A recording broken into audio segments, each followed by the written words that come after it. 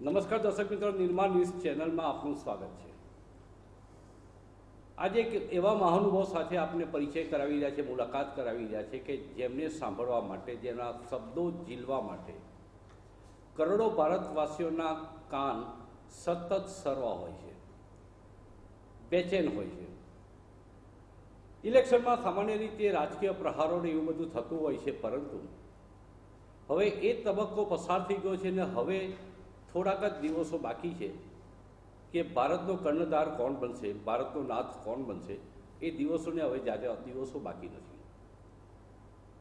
36 વર્ષ પછી એક ઘટના બની રહી છે કે એક ગુજરાતી દેશના પીએમ બનવા તરફ આગળ કૂચ કરી રહ્યા છે। મોરારજીભાઈ દેસાઈ અને પહેલાં ગુલજારીલાલ નંદા, પરંતુ ખૂબ અલ્પજીવી એ સરકારો હતી। ગુલજારીલાલ નંદા કાર્યકારી વડાપ્રધાન તરીકે હતા અને પહેલી જ વખત દેશના વડાપ્રધાન પદ તરફ જે સતત આગળ વધી રહ્યા છે એવા ભારતીય જનતા પાર્ટીના ઉમેદવાર નરેન્દ્રભાઈ મોદી સાથે આજે આપણે મુલાકાત કરીશું। નરેન્દ્રભાઈ, આપનું સ્વાગત છે। નિર્માણના દર્શકોને મારા નમસ્તે। નરેન્દ્રભાઈ, આપણે હંમેશા વાત કરી છે, સામાન્ય રીતે કોઈ પણ રાજનેતાનો ઇન્ટરવ્યૂ થતો હોય ત્યારે રચનાત્મક અને વિઝનના સંદર્ભમાં પ્રશ્નો ઓછા અને રાજકીય આક્ષેપબાજી વધુ થતી હોય છે, પરંતુ આજે નિર્માણ ન્યૂઝના દર્શકોને આપણી પાસેથી વિઝન જાણવું છે। ગુજરાતને અન્યાયની આપણે સતત વાતો કરી છે, વર્ષોથી આપણને ગુજરાતને અન્યાય થયો છે, એ મુદ્દાઓ એક પછી એક ઉમેરાતા જાય છે, મુદ્દાઓ ઓછા થતા નથી। દેશના વડાપ્રધાન તરીકે ગુજરાતનો અન્યાય કેવી રીતે આપ દૂર કરશો? મારી વાત તદ્દન સાચી છે। માત્ર ગુજરાત જ નહીં, કેન્દ્રમાં બેઠેલી સરકારે રાજ્યો સાથેનો વ્યવહાર વાલા દવલાની નીતિ પર કર્યો, પક્ષાપક્ષીના આધારે કર્યો। ભારત જેવા લોકતાંત્રિક દેશમાં એવી પદ્ધતિ ખૂબ નુકસાન કરે અને એણે કર્યું છે। તો માત્ર ગુજરાત જ નહીં, ક્યારે રાજ્યોને ઓછું ના આવે એવો વ્યવહાર કેન્દ્ર સરકારે કરવો જ જોઈએ। અને એક મુખ્યમંત્રી રહ્યો હોવાના કારણે મને આનું મૂલ્ય વધારે સમજાય છે। બીજી વસ્તુ, હું ગુજરાતની બધી જ બારીકીઓને વધારે સારી રીતે જાણું છું અને જ્યારે તમે દર્દીના બધા જ દુઃખ જાણતા હો અને ડૉક્ટર તરીકે કામ કરવાનું મળે તો તમે એ દર્દીને સૌથી જલ્દી ટ્રીટ કરી શકો। અને આ અર્થમાં ગુજરાતને સ્વાભાવિક વધારે લાભ મળે, પણ બીજાને અન્યાય કરીને મળે એવું તો ન મારો સ્વભાવ છે ન કોઈ ગુજરાતીનો સ્વભાવ છે કે ભાઈ બીજાનું લૂંટીને તમે ગુજરાતને આપો। એ ગુજરાતીઓનો સ્વભાવ જ નથી। ગુજરાતીઓ તો આપવાવાળા લોકો છે। હિન્દુસ્તાનમાં જ્યારે જ્યારે કોઈ સંકટ આવ્યું તો ગુજરાતીઓએ આપ્યું છે અને તેથી મને ખાતરી છે કે ગુજરાત આ વાતને બરાબર સમજે છે અને જ્યારે એમનું પોતાનું જ સંતાન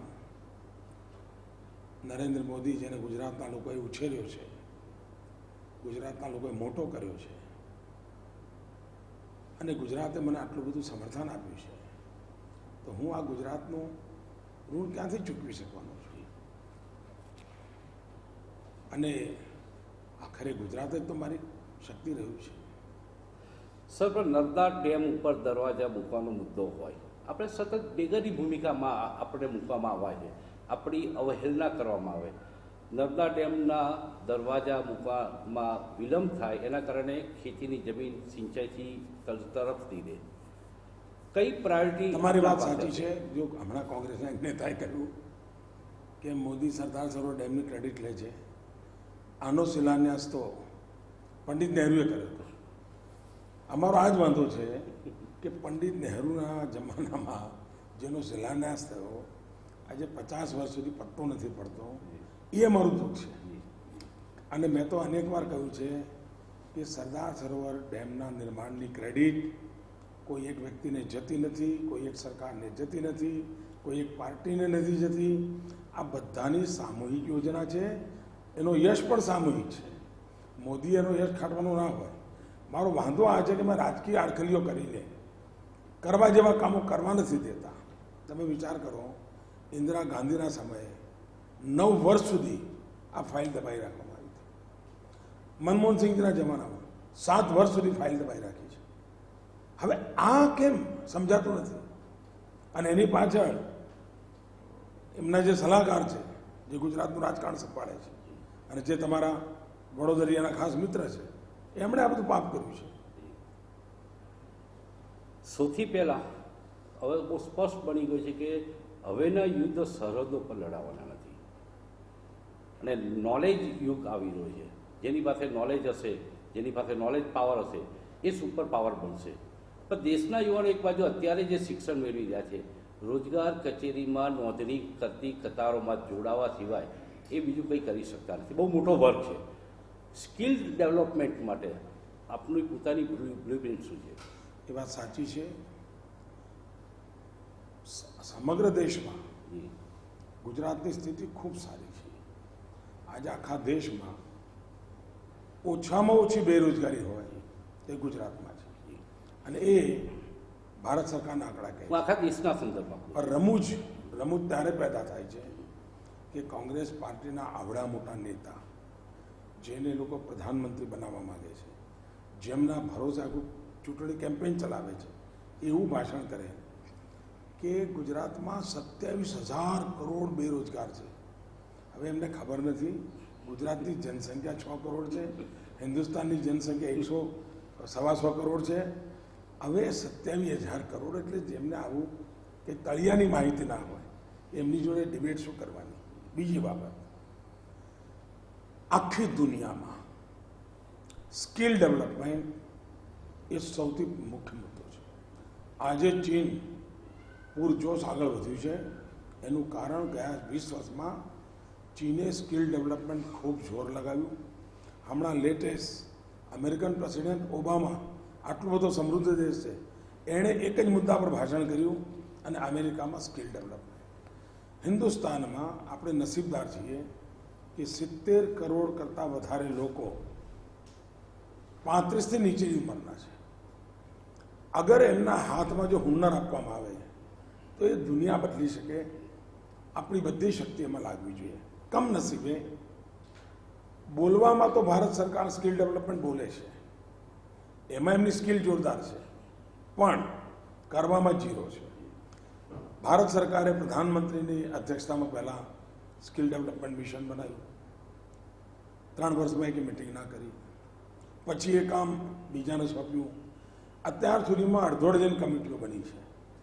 કમિટીઓ બનાવવામાં સ્કિલ પરફેક્ટ એમની પુરવાર થઈ છે, નીચે કાંઈ થતું નથી. ગુજરાતે એક મોડેલ ઊભું કર્યું.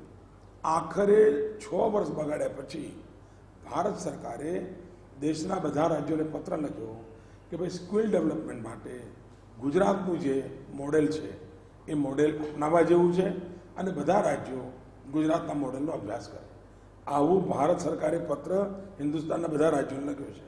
પણ એક તરફ અને આ પત્ર સોનિયાબેને ખાસ વાંચવો જોઈએ, કારણ સોનિયાબેન એમ કહે છે કે ભગવાન બચાવે અને ભારત સરકાર એમ કહે છે કે ગુજરાત કરે છે કરો.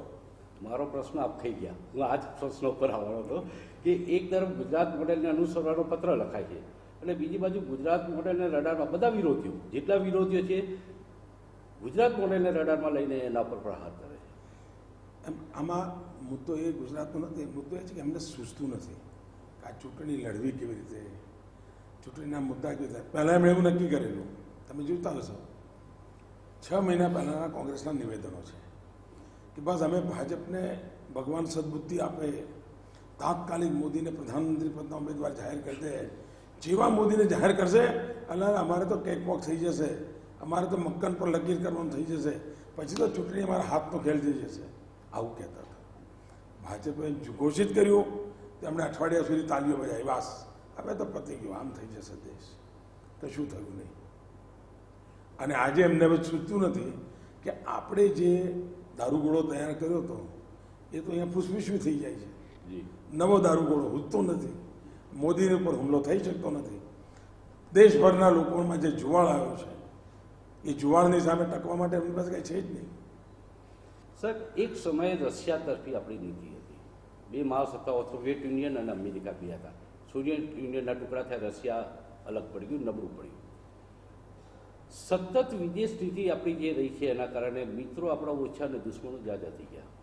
એક તરફ ચીન છે, બાંગ્લાદેશ છે, પાકિસ્તાન છે, શ્રીલંકા છે. આપણું કહી શકાય એવું રહ્યું નથી. વિદેશ નીતિમાં ક્યાંક આમૂલ પરિવર્તનોની જરૂર છે એવું આપ કહેતા હો છો. કઈ રીતે? જો અમેરિકા એક જ દેશ એવો છે કે જેની ચૂંટણીઓમાં વિદેશ નીતિ એક મહત્વનો મુદ્દો હોય છે.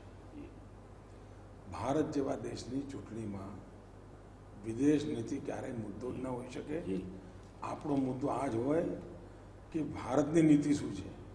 આપણો મુદ્દો આ જ હોય ભારત મજબૂત કેવી રીતે બને, ભારત શક્તિશાળી કેવી રીતે બને.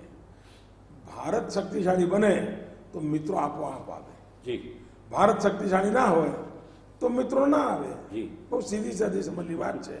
એટલે હિન્દુસ્તાનના વોટરને વિદેશ નીતિના આધારે વોટ આપવાના નથી હોતા. હિન્દુસ્તાનના વોટરને સાંજે ઘેર ચૂલો જલશે કે નહીં એના માટે વોટ આપવાના હોય છે. આપણે હમણાં વાત કરી કે દેશ સૌથી વધુ યુવાન છે આખા વર્લ્ડમાં. આપણો દેશ સૌથી વધુ યુવાનો છે. પણ આ યુવાનોને દેશના વિકાસ સાથે જોતરવો હોય, વિકાસ સાથે એની તાલમેલ મિલાવતો કરવો હોય, કઈ શક્તિ છે, શક્તિ બંને રીતે વાપરી શકાય. વિકાસના માર્ગે શક્તિને વાપરવા માટેનો એક્શન પ્લાન આપણા મનમાં શું છે? ભારતનો યુવાન રચનાત્મક છે, એને રચનાત્મક કરવું જ છે. એમાં કંઈ નવું ઇન્જેક્શન આપવાની જરૂર નથી. દિશા મુસીબત એ છે નહીં, દિશા પણ છે. આપણે અવસર નથી આપતા. જી દિશા છે, સમજ છે, કમિટમેન્ટ છે. મારા ને તમારા કરતા આજનો યુવાન વધારે દેશભક્ત છે, વધારે તેર-તરાર છે, કશું કરી છૂટવા માંગે છે. એને અવસર નથી મળતો. સરકારનું કામ છે અવસર આપવો. અગર જો સરકાર અવસર આપે થાય. બીજું, આપણા દેશમાં વિકાસ બાબતમાં મોટી ગેરસમજ થઈ છે. વિકાસની વાત એટલે એમ માને કે સરકારે આ કરવાનું, સરકારે આ કરવાનું, એને વિકાસ કહેવાની વાત ખોટી છે. એટલા માટે હું કહું છું, દાખલા તરીકે આઝાદીનું આંદોલન થયું 1857થી આપણે લઈએ તો 1857થી 1947 સુધી કોઈ મહિનો એવો નહીં હોય કે કોઈએ ને કોઈએ ફાંસી પર ના લટકાણો હોય. કોઈ મહિનો એવો નહીં હોય કે લોકોને કાળા પાણીની સજા ના થઈ હોય. આખા દેશમાં છૂટપૂટ આઝાદીના માટે બલિદાનો ચાલ્યા જ કરતા હતા, અવિરત ચાલતા હતા. અને હિન્દુસ્તાનના ખૂણે ખૂણે ચાલતા હતા. પણ અંગ્રેજોને કશું નહોતું થતું. એક ફાંસી લટકાવી દે, કામ પૂરું. ગાંધીજી આવીને મોટું બદલ કર્યો. ગાંધીજીએ શું કર્યું? આઝાદીના આંદોલનને જન આંદોલનમાં બદલી દીધું, માસ મુવમેન્ટમાં કન્વર્ટ કરી દીધું.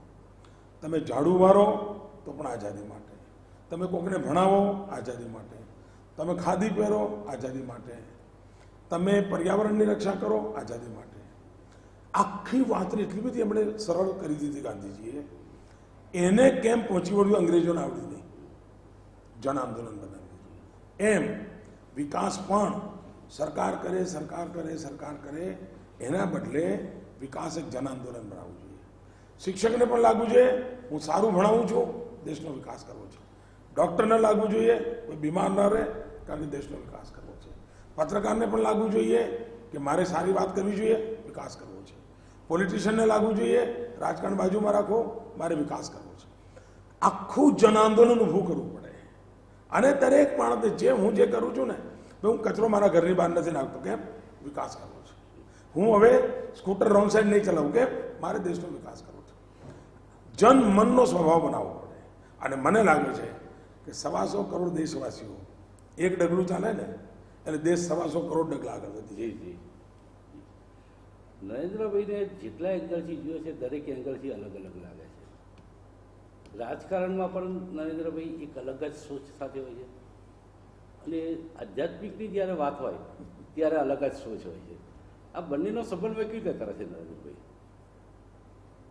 હું નથી માનતો સમન્વય કરીને કંઈ થાય. તેલ અને પાણી ભેગા ના થાય. અંદર પડ્યું હોય તો જ એનું પ્રોગ્રેસિવ અનફોલ્ડમેન્ટ થતું હોય છે.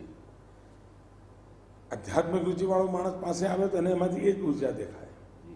રાજકીય અખાડાવાળો આવે તો એ દેખાય, પત્રકાર આવે તો ત્રીજું દેખાય. તો એ ડિપેન્ડ કરે છે આવનારા ઉપર. બાકી જેના અંદર બધું પડ્યું હોય છે એ કે તેલ અને પાણી ભેગું કર્યું એવું ના પડ્યું હોય. સંપૂર્ણપણે એક ઓર્ગેનિક કેમિસ્ટ્રી હોય ભીતર, તો જ આ શક્ય બને. દેશ સામે પહેલાં એક પડકાર હતો, સૌથી મોટો પડકાર આતંકવાદ. સરહદની પેલે પારથી આપણી સાથે આપણે આતંકવાદી પ્રવૃત્તિઓને જે તાલીમો અપાવતી હતી આ આતંકવાદીઓને, એક અઘોષિત વોર આપણી સાથે ચાલતી હતી. હવે દેશની અંદરથી શરૂ થયું છે માઓવાદીઓ. આ વિઘાતક પ્રવૃત્તિ જે શરૂ થઈ છે, વિઘાતક માર્ગે માઓવાદીઓ આગળ વધી રહ્યા છે. ખાસ કરીને આદિવાસી બેલ્ટ, ગુજરાત સદનસીબ છે ગુજરાતમાં કે આદિવાસી બેલ્ટમાં હજુ સુધી આવી કોઈ પ્રવૃત્તિએ ઘૂસણખોરી કરી નથી, અંદર પ્રવેશ નથી કર્યો. દેશનો બહુ મોટો એક મોટા એવા રાજ્યો છે, ખાસ કરીને ઉત્તર પૂર્વીય રાજ્યોમાં આ પરિસ્થિતિ સમસ્યા ગંભીર બનતી જાય છે. આને વિકાસ સાથે જોડવો એક મોટો પ્રશ્ન છે ને. ખાસ કરીને આ માઓવાદીઓ જે છે એ તો આપણા છે. આપણે ત્યાં એક કહેવત છે ગુજરાતીમાં, નબળી ગાયને બગાયું જાજે. દેશ નબળો હોય ને બધા રોગચાળા આવે, દેશ મજબૂત હોય કાંઈ ના આવે ભાઈ. અને આજે તિરુપતિથી પશુપતિ સુધી, નેપાળમાં પશુપતિથી આંધ્રમાં તિરુપતિ સુધી રેડ કોરિડોર બની ગયો છે. હું પબ્લિકલી કહું છું કે વોટથી ભલું થશે, મોતથી ભલું નહીં થાય. હું પબ્લિકલી કહું છું કે આપણા જવાનોના ખભા ઉપર હળ હોવું જોઈએ, ધરતી હરિયાળી હોવી જોઈએ. ખભા ઉપર બંદૂક ના હોવી જોઈએ, ધરતી લાલ કરવાથી ફરી નથી પડવાનું. હાથમાં કલમ જોઈએ. આપ ઉત્તમ નિર્ણય કરી શકો છો.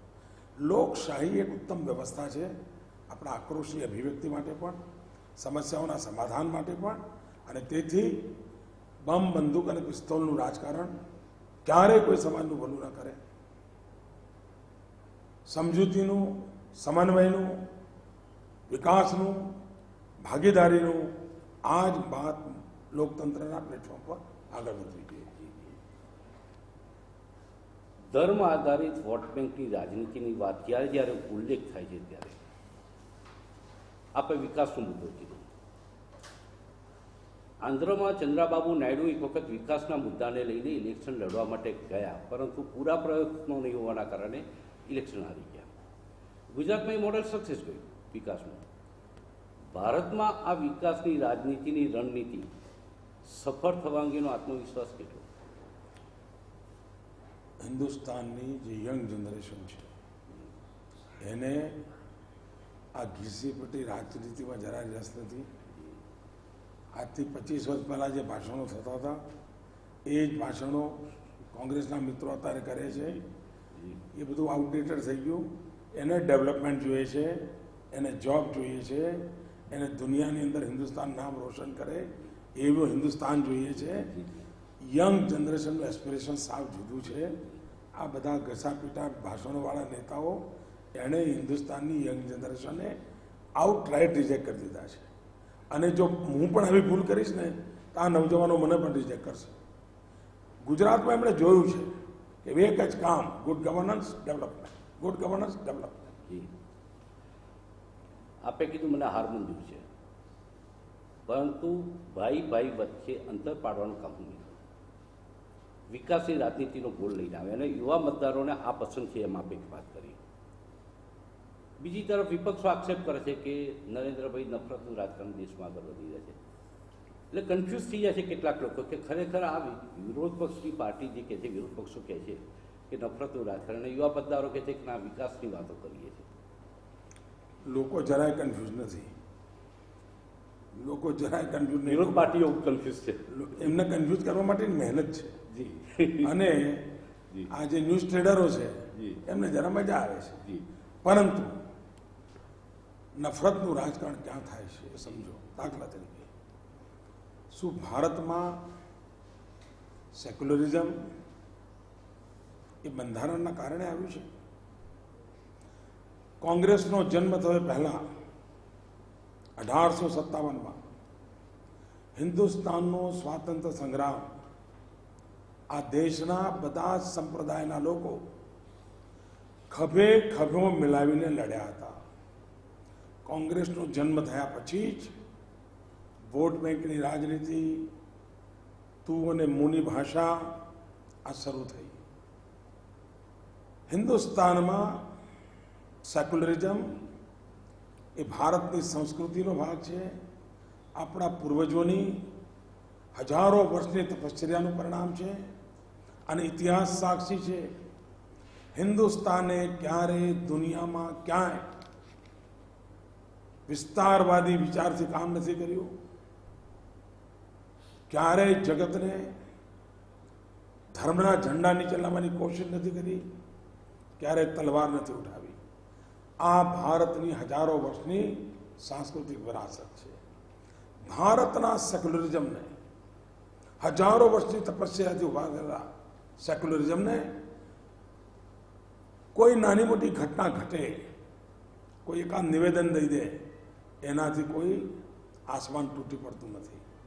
ભારતમાં ઇનહેરન્ટ ક્વોલિટી એવી છે કે બધું પાછું ભેગું થઈ જાય છે અને પ્રેમથી આગળ વધે છે. પણ ભારતના સેક્યુલરિઝમને ગંભીરમાં ગંભીર કોઈ ફટકો પાડ્યો હોય તો એક કાશ્મીરમાં પડ્યો છે. અને શ્રીમાન ફારૂક અબ્દુલ્લાજી, તમારા પિતાજીના રાજથી શરૂ થયો છે. આજ સુધી ભારતમાં કોઈ બીજા સંપ્રદાયનો હોય તો એની ભૂમિ પરથી ખદેડી મૂકવામાં નથી આવ્યો. આ પાપ કાશ્મીરમાં તમે કરેલું છે. તમારા પિતાજી, તમારી સરકાર અને તમારા દીકરાની સરકાર એણે આ કર્યું છે. અને તમે ગઈકાલે ભાષણો કરીને દેશની જનતાને મૂર્ખ બનાવવાનું કામ કરો છો. ભારતના સેક્યુલરિઝમની કસોટી કાશ્મીરના પાપીઓ નહીં કરી શકે અને સત્તાધીશ તરીકે તમારું પરિવાર મુખ્ય પાપી છે.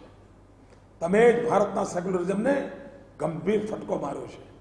જો સેક્યુલરિઝમની તમે પૂજા કરી હોત તો કાશ્મીરની ધરતી પરથી પંડિતોને કાશ્મીર છોડવું ના પડ્યું હોત. ધર્મના આધારે પોતાનું ઘર, ગામ, બહાર છોડવું પડ્યું હોય. માત્ર ને માત્ર હિન્દુસ્તાનમાં એક જ ઘટના છે અને કાશ્મીર છે. અને તમે આજે દુનિયાનો ઉપદેશ આપવા નીકળ્યા છો. દેશ તમારો જવાબ માંગે છે કે તમે સંપ્રદાયના ઝેર કાશ્મીરની ધરતી પર એટલા ઊંડા ઉતાર્યા છે કે જેનો આજે હિન્દુસ્તાનને કિંમત ચૂકવવી પડે છે. માટે શ્રીમાન ફારૂક અબ્દુલ્લા, તમને અને તમારા પરિવારને સેક્યુલરિઝમ પર બોલવા માટેનો જરાય હક નથી. સાહેબ, આપ તો વડાપ્રધાન બની જશો, ગુજરાતનું શું? કોઈ બની જતું નથી, જનતા બનાવતી હોય છે. એટલે ગુજરાતનું આપે જે કામગીરી કરી છે એ સંદર્ભમાં. બીજી વસ્તુ, આ ભારત બહુરત્ન વસુંધરા છે. વ્યક્તિઓ મોદી જેવા કેટલાય આવે ને કેટલાય જાય. ગુજરાત અજરા અમર છે. ગુજરાત પાસે સક્ષમ, ઉત્તમ નેતૃત્વ પડ્યું છે. એ બધા મળીને ગુજરાતને હું લઈ ગયો છું એના કરતાં 100 ગુણો આગળ લઈ જશે. ધન્યવાદ મિત્રો, ખૂબ ખૂબ અભિનંદન. Thank you. મારી એક વિનંતી નિર્માણના દર્શકોને, 30 તારીખે મતદાન છે. ગરમી ગમે તેટલી હોય, મતદાન એ લોકશાહીની મોટામાં મોટી ફરજ છે. આ વખતે તો ગુજરાતે તમારું પોતાનું જ સંતાન, જેને તમે આંગળી પકડીને મોટો કર્યો છે, જે તમારી ભાષા બોલે છે, જે તમારા જ ખાખરા ઢોકળા ખાઈને મોટો થયો છે, એને આપનો વોટ ખૂબ મોટી તાકાત આપી શકે. શું ગુજરાત આ વખતે ઐતિહાસિક વધુમાં વધુ મતદાન કરીને નવો ઇતિહાસ ન સર્જે? 18 થી 28 વર્ષની ઉંમરના મારા નવજવાનો મતદાન માટે પૂરી તાકાત ન લગાવી શકો? અને ભાઈઓ બહેનો, તમે મને ઘણું આપ્યું છે. હવે તમને કંઈક આપવા માટેનો મારી પાસે અવસર આવ્યો છે. એક ગુજરાતી તરીકે સૌ મારા ગુજરાતી ભાઈઓ બહેનોને 30મી તારીખે વધુમાં વધુ મતદાન કરવા, વધુમાં વધુ મતદાન કરાવવા માટે હું વિનંતી કરું છું. અને આ વખતે તો ગુજરાતે આખા હિન્દુસ્તાનને તાકાત આપવી જોઈએ. બધી જ બેઠકો વિજેતા બનાવીને હિન્દુસ્તાનમાં ડંકો વગાડવો જોઈએ. અને મને ખાતરી છે, જે ગુજરાતે મને અહીં પહોંચાડ્યો છે એ ગુજરાત મારી પડખે રહેશે. પ્રત્યેક ગુજરાતીનું ગૌરવ વધે એવું હું કરીશ. અને આપને વિશ્વાસ આપું છું, આપ મને જે જવાબદારી સોંપશો, આપને ક્યારે નીચા જોણું નહીં થાય. આપ હંમેશા ગૌરવ કરશો કે હા, એક ગુજરાતી તરીકે આપણે આ ભાઈએ આપણને સંતોષ આપે એવું કામ કર્યું. તેથી સૌ ગુજરાતીઓને મારી સવિશેષ વિનંતી છે, મતદાનમાં નવા વિક્રમ સ્થાપિત કરીએ, અદ્ભુત પરાક્રમ કરી બતાવીએ, ધોમ ધકતા તાપમાં કરી બતાવીએ. એક જ મંત્ર, વધુમાં વધુ મતદાન, વધુમાં વધુ મતદાન. ભારતીય જનતા પાર્ટીને વિજયી બનાવવા માટે હું આપ સૌને આગ્રહપૂર્વક વિનંતી કરું છું. ફરી એકવાર દર્શકોને મારી ખૂબ ખૂબ શુભકામનાઓ.